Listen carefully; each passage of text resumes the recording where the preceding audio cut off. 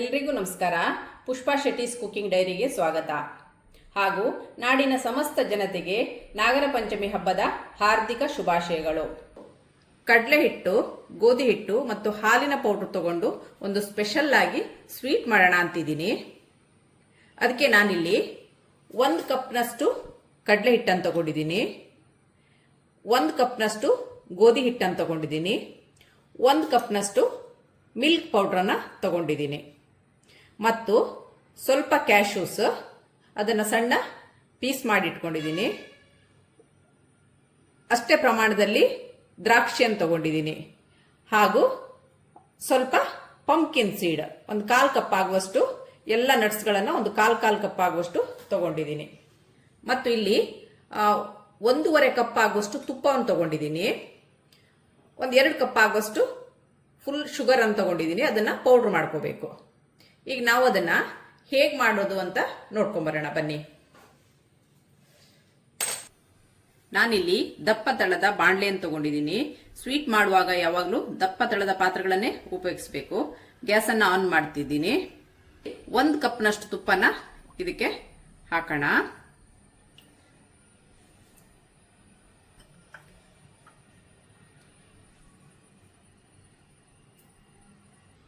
ತುಪ್ಪ ಬಿಸಿ ಆಗಿದೆ. ಈಗ ಇದಕ್ಕೆ 1 ಕಪ್ ಕಡಲೆ ಹಿಟ್ಟು ಹಾಗೂ 1 ಕಪ್ ಗೋಧಿ ಹಿಟ್ಟನ್ನ ಹಾಕಿ ಹುರಿಯೋಣ.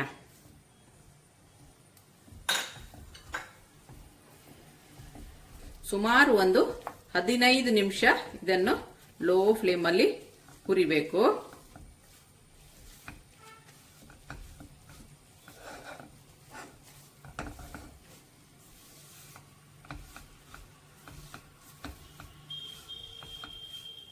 ಇದರ ಅಳತೆ ಗ್ರಾಮ್ಗಳಲ್ಲಿ ತಗೊಳ್ಳೋದಾದ್ರೆ 150 ಗ್ರಾಮ್ನಷ್ಟು ಗೋಧಿ ಹಿಟ್ಟು, 150 ಗ್ರಾಮ್ನಷ್ಟು ಕಡಲೆ ಹಿಟ್ಟು ಹಾಗೂ 150 ಗ್ರಾಮ್ನಷ್ಟು ಮಿಲ್ಕ್ ಪೌಡರ್, 1.5 ಕಪ್ ತುಪ್ಪ, 400 ಗ್ರಾಮ್ನಷ್ಟು ಸಕ್ಕರೆ ತಗೊಂಡಿದ್ದೀನಿ. ಹುರಿಯೋದ್ರಲ್ಲೇ ಇರೋದಿದು.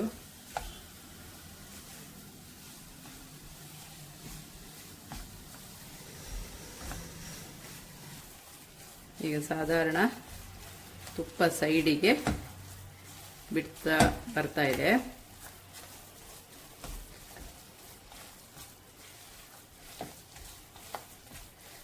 ಇದನ್ನು ಹುರಿಯುವಾಗ ಕೈ ಬಿಡದೆ ಹುರಿತಾ ಇರಬೇಕು, ಇಲ್ಲಾಂದ್ರೆ ಸೀದು ಹೋಗುತ್ತೆ.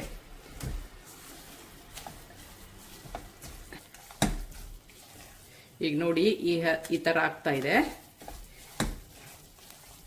ಇದು ಸುಮಾರಾಗಿ ಆಗಿದೆ. ಇನ್ನೊಂದು 2 ನಿಮಿಷ ಹುರಿಯೋಣ. ಹಸಿ ವಾಸನೆ ಹೋಗೋವರೆಗೂ.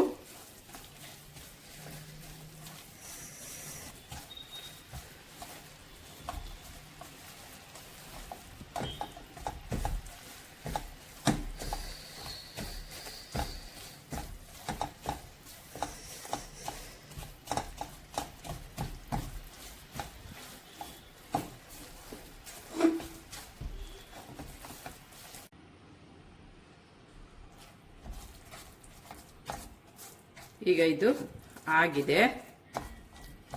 ಈಗ ಗ್ಯಾಸನ್ನು ಆಫ್ ಮಾಡ್ಕೊಳ್ಳೋಣ. ಆಫ್ ಮಾಡಿಕೊಂಡು ಇದಕ್ಕೆ ಸ್ವಲ್ಪ ತುಪ್ಪವನ್ನು ಸೇರಿಸ್ಕೊಳ್ಳೋಣ.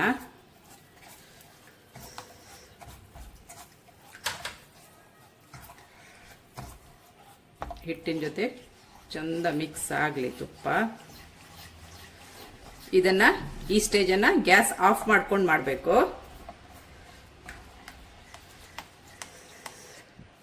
ವೀಕ್ಷಕರೇ, ಈಗ ಗ್ಯಾಸನ್ನು ಆಫ್ ಮಾಡ್ಕೊಂಡಿದ್ದೀನಿ. ನಾನು ಆಲ್ರೆಡಿ ತುಪ್ಪ ಹಾಕೋ ಮೊದಲೇ ಗ್ಯಾಸನ್ನು ಆಫ್ ಮಾಡ್ಕೊಂಡಿದ್ದೀನಿ. ಇದು ಚಂದ ಮಿಕ್ಸ್ ಆಗಿದೆ. ಈಗ ಮಿಕ್ಸ್ ಆದ ನಂತರ ನಾವಿಲ್ಲೇನು 1 ಕಪ್ ಹಾಲಿನ ಪೌಡ್ರ್ ತಗೊಂಡಿದ್ದೀವಲ್ಲ, ಅದನ್ನು ಇದಕ್ಕೆ ಹಾಕಿ ಮಿಕ್ಸ್ ಮಾಡೋಣ. ಈ ಹಂತದಲ್ಲಿ ಇದು ಯಾವುದೇ ಕಾರಣಕ್ಕೂ ಗ್ಯಾಸ್ ಹಚ್ಚಬೇಡಿ. ಹಾಲು ಪುಡಿ ಹಾಕಿದ ನಂತರ ಬಾಣಲಿಯ ಬಿಸಿಯಲ್ಲೇ 2 ರಿಂದ 3 ನಿಮಿಷ ಹೀಗೆ ಚೆನ್ನಾಗಿ ಮಿಕ್ಸ್ ಮಾಡ್ಕೋಬೇಕು.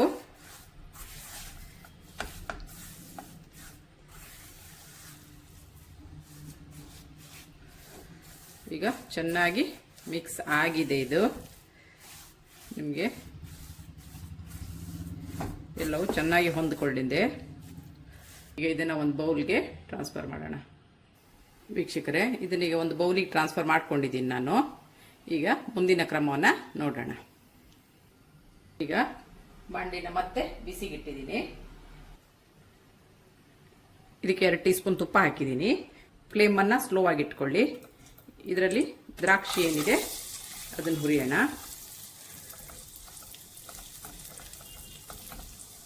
ದ್ರಾಕ್ಷಿ ಸ್ವಲ್ಪ ಬೆಳ್ಳಗೆ ಆಗ್ತಾ ಬರುವಾಗ ಅದನ್ನು ಬೇರೆ ಪಾತ್ರೆಗೆ ತೆಗೆಯೋಣ, ಇಲ್ಲಾಂದರೆ ಸೀದೋಗುತ್ತೆ.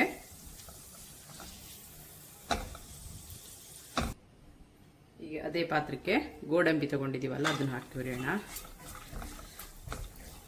ಗೋಡಂಬಿ ಸಹ ಆಗಿದೆ, ಕೆಂಪು ಆಗ್ತಾ ಬಂದಿದೆ. ಈಗ ತೆಗೆಯೋಣ, ಬೌಲಿಗೆ ಟ್ರಾನ್ಸ್ಫರ್ ಮಾಡೋಣ.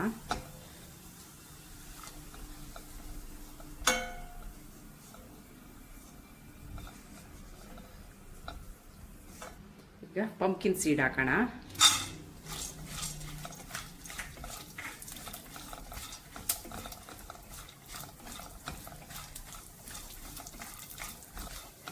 ಸ್ವಲ್ಪ ಚಟಪಟ ಅನ್ನುವಾಗ ಗ್ಯಾಸನ್ನು ಆಫ್ ಮಾಡೋಣ, ಇಲ್ಲಾಂದರೆ ಸೀದೋಗುತ್ತೆ. ಹಾಗೆ ಗ್ಯಾಸ್ ಆಫ್ ಮಾಡಿದ್ದೀನಿ. ಈಗ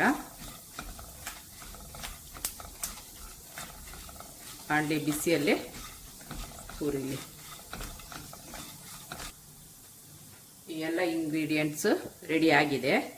ಈಗ ನಾವು 2 ಕಪ್ ಸಕ್ಕರೆ ತಗೊಂಡಿದ್ದೀವಲ್ಲ ಅದನ್ನು ಪೌಡ್ರ್ ಮಾಡ್ಕೊಬರೋಣ.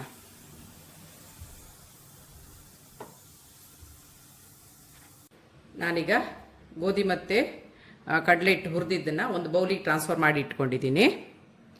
ಈಗ ಮುಂದೆ ಇದಕ್ಕೆ ಸಕ್ಕರೆ ಪೌಡ್ರನ್ನು ಹಾಕೋಣ.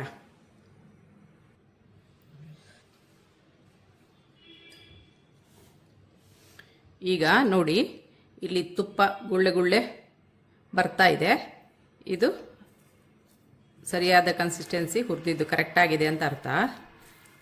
ಇದು ಕೈಯಲ್ಲಿ ಮುಟ್ಟಕ್ಕೆ ಹೋಗಬೇಡಿ, ಯಾಕಂದರೆ ಇದು ಬಿಸಿ ಇದೆ. ಸ್ವಲ್ಪ ಉಗುರು ಬೆಚ್ಚಗೆ ಆಗುವಾಗ ಸಕ್ಕರೆನ ಮಿಕ್ಸ್ ಮಾಡ್ಕೊಳ್ಳೋಣ. ನಾನು ಸಕ್ಕರೆನ ಯಾಕೆ ಮೊದಲೇ ಪುಡಿ ಮಾಡಲಿಲ್ಲ ಹೇಳಿದರೆ, ಅದು ಗಟ್ಟಿ ಗಟ್ಟಿ ಆಗುತ್ತೆ ಶುಗರ್ ಪುಡಿ ಮಾಡಿ ಇಟ್ಟರೆ. ಸೊ ನಾವು ಮಾಡೋ ಹೊತ್ತಿನಲ್ಲೇ ಶುಗರ್ ಪೌಡ್ರ್ ಮಾಡಿದರೆ ಈ ಥರ ನೈಸಾಗಿ ಚೆನ್ನಾಗಿ ಬರುತ್ತೆ. ಈಗ ಶುಗರ್ ಪೌಡ್ರನ್ನ ಹಾಕೊಳ್ಳೋಣ.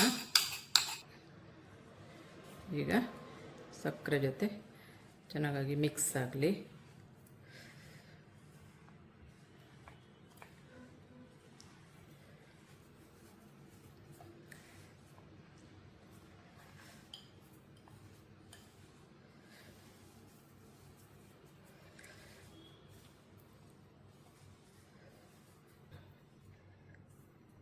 ಈಗ ನಾವು ಏನು ನಟ್ಸ್ ಎಲ್ಲ ಹುರಿದಿಟ್ಕೊಂಡಿದ್ದೀವಿ, ದ್ರಾಕ್ಷಿ, ಪಂಪ್ಕಿನ್ ಸೀಡು, ಗೋಡಂಬಿ ಎಲ್ಲ ಏನು ಹುರಿದಿಟ್ಕೊಂಡಿದ್ದೀವಲ್ಲ ಅದನ್ನು ಇದಕ್ಕೆ ಮಿಕ್ಸ್ ಮಾಡೋಣ.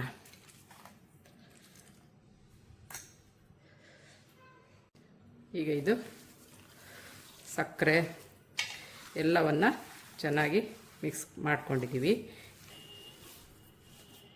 ಇದೀಗ ಆಲ್ಮೋಸ್ಟ್ ಆಗಿದೆ.